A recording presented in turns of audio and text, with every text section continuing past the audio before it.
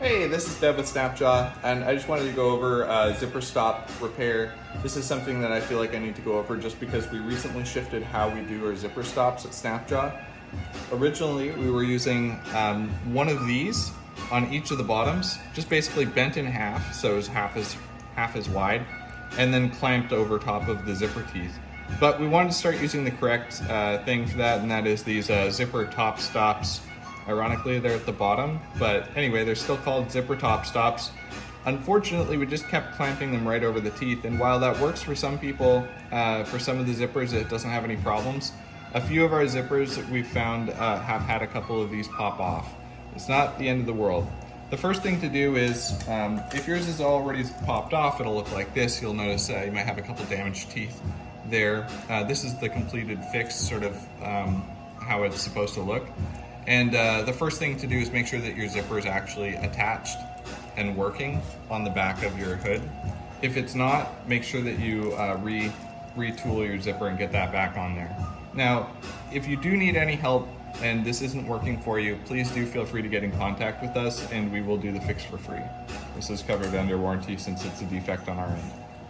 But it's pretty quick to do and it can save a bit of shipping if you just give it a shot. So the first thing you'll need is a pair of these snips. These are pretty cheap, they're like $7 on Amazon. These micro clippers are very useful for all sorts of stuff, so it's good to have them. You can use regular pliers, or we've got these pliers. These are also, I think they're around $5 on Amazon, so it's not too expensive, but if you've got a pair of thin needle nose pliers, those will work just as well. So the first thing to do is, if yours haven't been pulled off, or if one side is off and the other side isn't off, you can use these snips here like this very carefully to remove it. As you can see, I'm just sort of there pulling at it. So you can see I've actually removed that one. Now there are different types of zipper teeth. The ones that we've been using recently are actually like these little tiny, you can't see, it looks like they're individual teeth, but it's actually one wire looped around several times. What we're actually going to do is just remove a few of the teeth. Now, you may see some zipper repair videos say you can just pull them out. With these ones, it doesn't actually work because the zipper teeth are all actually connected. So again, we're just going to use these wire snips here, or these micro cutters rather. And here we go. If you just clip the top half of a couple of the teeth off,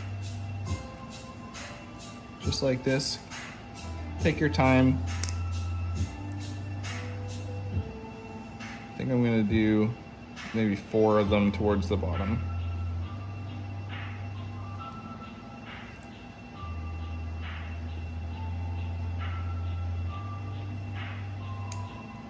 There we go. And one more.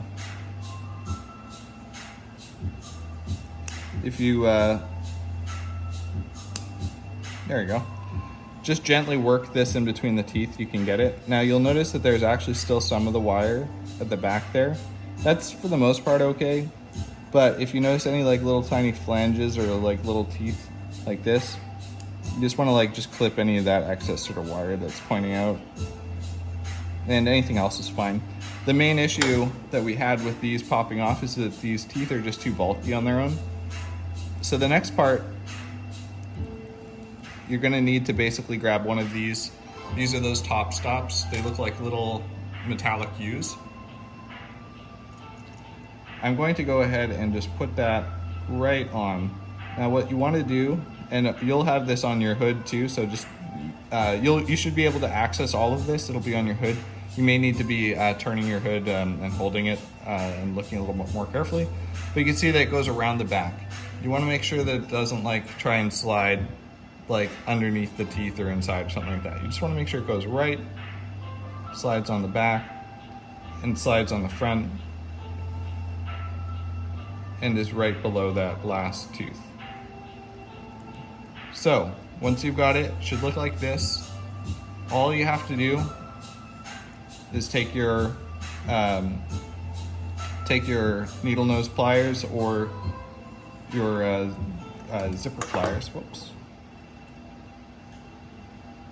I'm trying to make sure I'm not obscuring the camera, which is partly why this is a little bit more tricky, but there we go. And you just want to make sure you're not clipping the last tooth. Just squeeze it on. There, that should be pretty good. I'm just going to give it one more squeeze for good measure. And again, the key is to just not try to damage those teeth right there. In a worst case scenario, just clip off one more tooth and give it another shot. And an absolute worst case scenario, if this doesn't go smoothly for you, get in contact with us and we will arrange to have this fixed for you at no cost. So that's basically how it looks once it's done. This here is the kind of goofy one. As you can see, going over the teeth was the problem, and then this should be fine for you. Now, if you have anything like any fluff or anything like that, if you use soldering iron or something like that, you can actually very gently just singe the bottom tufts here, and it'll completely fix it. If you have copy decks or anything like that, that's actually what we use to treat the rest of the zipper. You could use that instead as well. So those are the options you've got for cleaning off any excess nylon. And that should be it. If you have any questions, let us know.